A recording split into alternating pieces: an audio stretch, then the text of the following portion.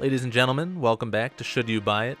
Now, I know you've seen the previous episode, so I don't even need to say that this series is about talking about niche gear and if it's worth buying or not. On this episode, I want to talk about Barrows gear.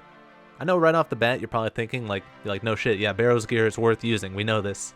That's true, like a lot of people know that Barrows gear is good, but there's also a lot of pieces that are pretty niche that you might not know where it's useful or if they're even useful at all. So I thought it'd be a good idea to talk about all of them. It'll be kind of fun, you know? It'll just be a little bit of a refresher for you guys out there, just in case you forgot about something. Of course, I'm no all-knowing super god, I might forget something, I might not know of an activity you can use this stuff at. So I'm counting on you guys to let me know if I missed anything, because it's nice to have all the information condensed down into one place like this video. And, that's one of my goals with this series. This can be the spot to flex your encyclopedia RuneScape brain that you've always dreamed of. It's right here, boys. Look no further. Anyway, let's start talking about it. Let's get into it. Bro, what are you doing? What is this guy doing? I'm trying to talk. Okay, he's gone. He's phased within me. So for those of you that don't know, there's 6 different sets of Barrows armor. Each has their own unique set bonus, and each of them has their own stats and gear requirements, but it's usually around 70s for what you need in your combat stats when you want to equip one. There's also something called the Amulet of the Damned that further increases what your set bonuses are when you put on a full set of this equipment. It's not completely useless actually, but it's really not that great actually. But we'll get into it. Really the only perceived downside to this stuff is that it degrades over time the more you use it, but it's really cheap to repair, it's nothing you really worry about. It's really not too expensive on top of that just to buy it in general. Maybe a few mil at most, Once you get yourself around those level 70 stats, you definitely want to start thinking about buying this stuff because it's well worth the money. I mean, take it from me, I'm basically max combat stats, and I have each set in the bank just because. There's almost always a reason to use some of this stuff. Alright, so first up we have Darok's armor. The set bonus is actually pretty good on this one. The more health you're missing, the more damage you're going to deal. It's actually generally considered that around 90 hit points is where this starts being better than different gear. So until that point, you kind of don't want to use this. Once you finally can use it, it's actually really good at mole. There's a few spots to use it for strength training, but I think Nightmare Zone is the best. Then I've also seen people use it at pest control, just to bomb the portals. It looks kind of funny. I've also seen some risk PKing with Darox, which is super funny. Everyone loves to see that, right? Those are the main areas anyway that I could think of. There might be some more that I'm missing. Next up, we have Varric's armor. The Varric set bonus is alright, but it's actually pretty good for certain bosses with really high defense, like Callisto or Calphite Queen. I won't say it's best in slot, but it's definitely not bad, and a lot of people like to use it for those ones. As far as individual pieces go, the helmet is actually pretty good. It's a decent tank item that also has some prayer bonus on it. I mean, even at places like the Inferno and the Fight Caves, people use this as an item. Like, it's something you want to have in the bank, I think. Chest piece isn't that useful, the weapon by itself isn't that useful. The skirt is pretty much in the same category as the helmet. It's a decent tank item and it also has prayer bonus on it. I'd say buy the skirt and buy the helmet. Next up we have Aram's.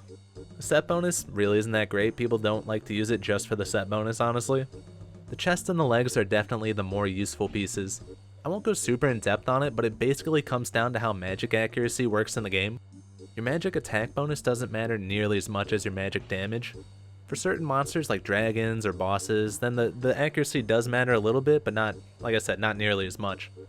So they're a good pick, but they're not best in slot by any means. And that's also why the helmet and the staff aren't as good, because there's better options to increase your damage.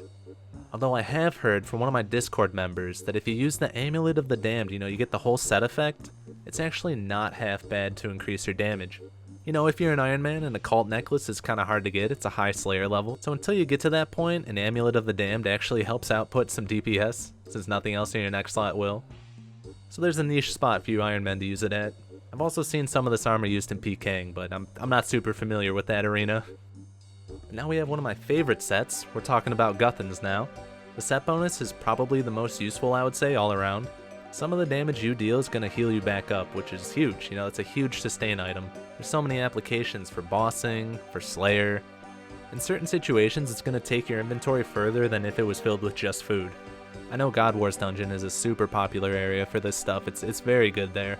Even at Cerberus, it's a decent pick at Cerberus too, if you're trying to go skip. Individually, the pieces are, they're okay. I mean, they're kind of tank items, but I think there's better picks with the Varrox and then Torags, which we'll talk about right now. So Torags isn't that useful. I mean, especially the set effect. No one cares about the set effect on it. The helmet is an okay tank piece. I think Varroc's helmet is better. The Torag chest plate is actually very good for a mid-level tank item.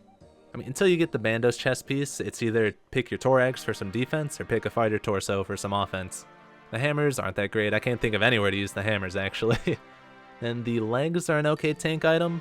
Again, I just think the Varroc stuff is better because it has a prayer bonus and this stuff doesn't.